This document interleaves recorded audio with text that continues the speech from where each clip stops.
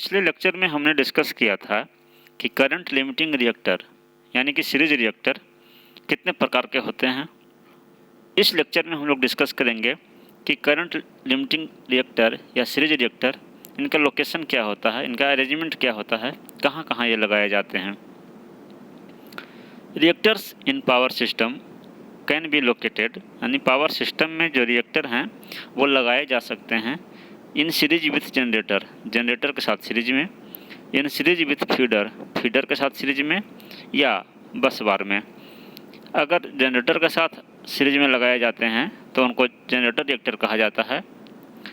अगर फीडर के साथ सीरीज में लगाए जाते हैं तो इससे फीडर रिएक्टर कहा जाता है, और जब बस बार के साथ लगाए जाते हैं तो इन रिएक्टर्स को बस बार रिएक्टर कहा जाता है। पहले हम लोग जनरेटर रिएक्टर के बारे में जानते हैं। व्हेन द जनरेटर्स, ये आपका मिस्टेक है, ये आपका रिएक्टर्स होगा। When the reactors are connected in series with each generator, जब रिएक्टर को प्रत्येक जनरेटर के साथ सीरीज में लगाया जाता है, they are called generator reactors, उसे जनरेटर रिएक्टर कहा जाता है। ये आपका जनरेटर रिएक्टर का कॉन्फ़िगरेशन है। इसमें आपका 3 जनरेटर पैरेलल में कनेक्टेड हैं और प्रत्येक जनरेटर के साथ सीरीज में रिएक्टर कनेक्टेड है। इसी रिएक्टर को जनरेटर रिएक्टर कहा जाता है, और प्रत्येक जनरेटर का टर्मिनल जो है वो बस बार से कनेक्टेड है और फीडर बस बार से कनेक्टेड होते हैं। In this case the reactor is considered as part of generator reactance, यानी इस केस में, यानी जनरेटर रिएक्टर के केस में जो रिएक्टर हैं वो जनरेटर रिएक्टेंस का ही पार्ट समझा जाता है। Hence, its effect is to protect the generator in case of any fault, यानी कि इस प्रकार से जो जनरेटर रिएक्टर हैं उनका इफेक्ट होता है कि वो जनरेटर को प्रोटेक्ट करे इन केस ऑफ एनी फॉल्ट। अगर कोई फॉल्ट होता है तो उस फॉल्ट से, जो कि बियॉन्ड द रिएक्टर, रिएक्टर के आगे अगर कोई फॉल्ट होता है तो उस फॉल्ट से जनरेटर को प्रोटेक्ट करने का काम ये जनरेटर रिएक्टर करते हैं। जनरेटर रिएक्टर, इसके कुछ डिसएडवांटेज भी हैं। पहला है, since full load current is always flowing through reactor, there is a constant voltage drop and power loss in the reactor. चूँकि ये जो रिएक्टर हैं, जनरेटर रिएक्टर, वो जनरेटर के साथ सीरीज में कनेक्टेड होते हैं और जनरेटर के थ्रू हमेशा नॉर्मल कंडीशन में भी फुल लोड करंट फ्लो होता रहता है। तो इस प्रकार से इस रिएक्टर यानी जनरेटर रिएक्टर के अक्रॉस हमेशा वोल्टेज ड्रॉप होगा और पावर लॉस भी होगा। तो ये इसका डिसएडवांटेज है कि even in normal operating condition, normal operating condition में भी उस रिएक्टर के अक्रॉस वोल्टेज ड्रॉप और पावर लॉस होता रहेगा। दूसरा डिसएडवांटेज है, when a fault occur on a feeder the voltage on the common bus bar drops to a low value, यानी कि अगर रिएक्टर को जनरेटर के साथ सीरीज में लगाया गया है और फॉल्ट किसी फीडर पे होता है तो उस केस में जो कॉमन बस बार है जिससे सारे फीडर कनेक्टेड हुए हैं उसका वोल्टेज लो हो जाता है। एज ए रिजल्ट, जिसका परिणाम ये होता है कि generators and other remaining healthy feeders, तो जब आपका बस बार का वोल्टेज लो हो जाता है तो उसके कारण जनरेटर भी और उसके जो अदर हेल्दी फीडर्स हैं वो भी फॉल आउट ऑफ स्टेप, अपने आउट ऑफ स्टेप हो सकते हैं, वो अपना वर्क प्रॉपरली नहीं कर सकते हैं। The modern generators does not need generator reactor, यानी कि मॉडर्न जो जनरेटर हैं वो उनको अलग से जनरेटर रिएक्टर की आवश्यकता नहीं होती है, अलग से उनमें जनरेटर रिएक्टर नहीं लगाए जाते हैं। Modern generators have sufficiently large reactance to protect them against short circuit, यानी मॉडर्न जनरेटर जो होते हैं उनका अपना रिएक्टेंस इतना लार्ज होता है, इतना सफिशिएंटली होता है कि वो शॉर्ट सर्किट के अगेंस्ट जनरेटर को शॉर्ट सर्किट से प्रोटेक्ट कर सके। दूसरा है feeder reactors. In this arrangement the reactors are connected in series with each feeder, यानी फीडर रिएक्टर जो अरेंजमेंट है इसमें प्रत्येक फीडर के सीरीज में रिएक्टर लगाया जाता है। एग्जाम्पल के लिए ये आपका फिगर कॉन्फ़िगरेशन है, ये फीडर रिएक्टर का कॉन्फ़िगरेशन है इस फिगर में, जिसमें कि 3 जनरेटर पैरेलली ऑपरेट कर रहे हैं और ये तीनों जनरेटर का जो टर्मिनल है वो कॉमन बस बार से कनेक्टेड है। इस बस बार से जो फीडर निकले हैं उस प्रत्येक फीडर में रिएक्टर लगाया गया है। इसी रिएक्टर को फीडर रिएक्टर कहा जाता है। Since most of the fault occurs on feeder, चूँकि जो ज़्यादातर फॉल्ट जो हैं वो फीडर में ही होते हैं, a large number of reactors are used for such circuit, इसलिए ज़्यादा संख्या में फीडर रिएक्टर की आवश्यकता होती है। 2 main advantage of feeder reactors are, feeder reactor के 2 मेन एडवांटेज भी हैं। पहला एडवांटेज है in case of fault on any feeder, यानी कि in case of fault on any feeder, किसी फीडर पे अगर फॉल्ट होता है, the main voltage drop is in its reactor only, जो मेन वोल्टेज ड्रॉप है ये इसका रिएक्टर में ही होता है।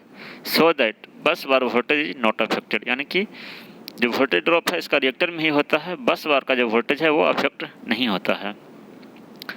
And there is little tendency for the generator to lose synchronism, और इस प्रकार से जब हमारा बस बार का वोल्टेज ड्रॉप नहीं होगा तो हमारा जो सारे जनरेटर्स जो पैरेलल में कनेक्टेड हैं वो अपना सिंक्रोनिज्म नहीं खोएंगे, इसका चांस बहुत ही कम है, लिटिल टेंडेंसी है।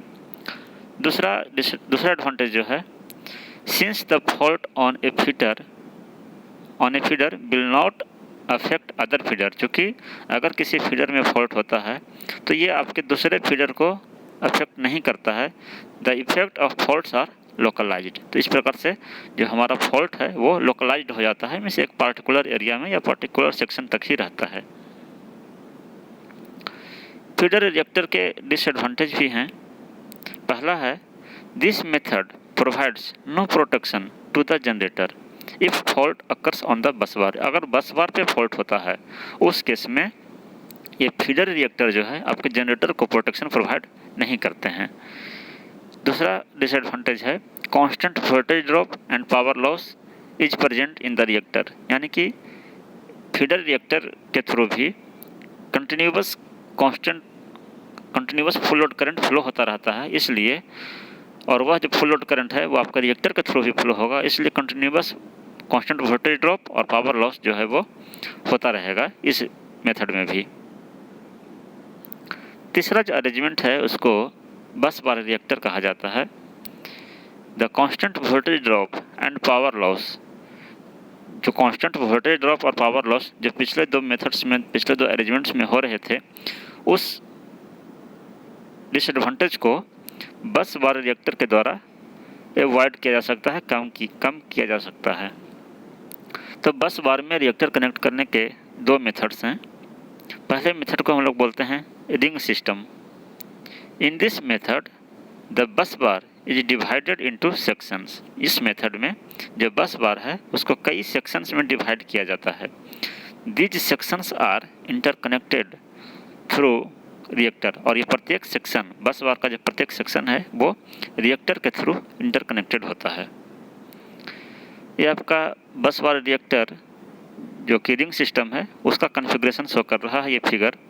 इसमें आपका ये 3 जो जनरेटर हैं पैरेलली ऑपरेट कर रहे हैं, ये आपका बस बार है, और ये बस बार कई सेक्शंस में डिवाइडेड हैं और प्रत्येक सेक्शन को रिएक्टर से जोड़ा गया है, इसी को बस बार रिएक्टर कहा जाता है और इस कॉन्फ़िगरेशन को रिंग सिस्टम कहा जाता है। Here each feeder is generally fed by 1 generator only, यानी ये जो रिंग सिस्टम अरेंजमेंट है इसमें प्रत्येक फीडर को एक जनरेटर के द्वारा ही सप्लाई प्रोवाइड किया जाता है, यानी हर फीडर के लिए अलग अलग जनरेटर अपना जनरेटर वो करस्पॉन्डिंग फीडर को सप्लाई प्रोवाइड करते हैं। Since each generator supplies its own section of the load, very small amount of power flows through the reactor from other generators, यानी चूँकि प्रत्येक जनरेटर अपने अपने सेक्शन के लोड को सप्लाई करते हैं, इसलिए रिएक्टर के थ्रू बहुत small amount of power flow होता है, यानी कि अदर जनरेटर के द्वारा उस रिएक्टर के थ्रू बहुत small amount of power flow होता है। In case of fault on any one feeder, अगर किसी फीडर में फॉल्ट होता है, only corresponding generator mainly fits the fault current. अगर किसी फीडर में फॉल्ट होता है तो उस फीडर से संबंधित जो जनरेटर है वही फॉल्ट करंट को फीड करता है, सप्लाई करता है। While the current fed through other generator is very small, जबकि दूसरे जनरेटर के द्वारा जो करंट फीड होता है वो बहुत ही स्मॉल होता है। जिस फीडर में फॉल्ट हुआ है उसी फीडर के करस्पॉन्डिंग जो जनरेटर है वो उस फॉल्ट करंट को सप्लाई करते हैं, अदर जनरेटर बहुत स्मॉल अमाउंट में सप्लाई करते हैं, बिकॉज ऑफ बीइंग रिएक्टर, बीच में रिएक्टर होने के कारण। Therefore only that section of बस बार इज अफेक्टेड। इस प्रकार से जिस सेक्शन में फॉल्ट हुआ है, only that section of the bus bar is affected to which the faulted feeder is connected. यानी कि जिस फीडर में फॉल्ट हुआ है सिर्फ वही आपका सेक्शन जो है वो अफेक्टेड होता है, बाकी फीडर्स हमारा अफेक्टेड नहीं होते हैं। जो दूसरा सिस्टम है वो है tie bar system. In tie bar system the generators are connected to a common bus bar. Tie bar system में जो जनरेटर्स हैं उनको एक कॉमन बस बार से कनेक्ट किया जाता है, जिसको कि टाई बार कहा जाता है, थ्रू रिएक्टर्स, और वो जनरेटर रिएक्टर से कनेक्टेड होते हैं। But feeders are fed from generator side of the reactor, और लेकिन जो फीडर की सप्लाई है वो रिएक्टर साइड से नहीं होती है बल्कि जनरेटर साइड से दी जाती है। इसको आप फिगर के द्वारा देख सकते हैं। ये आपका 3 जनरेटर्स हैं, तीनों पैरेलली ऑपरेट कर रहे हैं, और ये आपका टाई बार है। ये भी एक प्रकार का बस बार है, लेकिन इस बस बार से फीडर नहीं कनेक्टेड होते हैं, इससे सिर्फ रिएक्टर कनेक्टेड हैं, और जो फीडर हैं वो जनरेटर से सप्लाई उनको प्रोवाइड की जाती है। तो इस अरेंजमेंट को टाई बार सिस्टम कहा जाता है।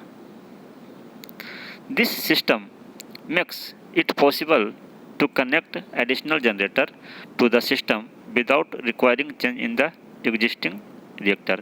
यानी कि ये जो सिस्टम है टाई बार सिस्टम में अगर किसी एडिशनल जनरेटर को भी कनेक्ट किया जाता है तो हमें पहले से जो एग्जिस्टिंग रिएक्टर हैं उनको में कुछ चेंज करने की आवश्यकता नहीं होती है। इस सिस्टम ये पॉसिबल है कि आप अलग से भी एडिशनल जनरेटर को भी सिस्टम में ऐड कर सकते हैं विदाउट चेंजिंग द, जो पहले से जो रिएक्टर थे उनमें बिना कोई चेंज किए आप एडिशनल जनरेटर कनेक्ट कर सकते हैं। The main disadvantage of this system is that it requires an additional बस बार। इस सिस्टम का जो एक डिसएडवांटेज है वो यही है कि इस सिस्टम में एक एडिशनल बस बार की ज़रूरत होती है, जिसको कि टाई बार कहा जाता है। तो यहीं पे आपका करंट लिमिटिंग रिएक्टर का टॉपिक समाप्त होता है। नेक्स्ट लेक्चर में हम लोग अगला टॉपिक डिस्कस करेंगे। Thank you.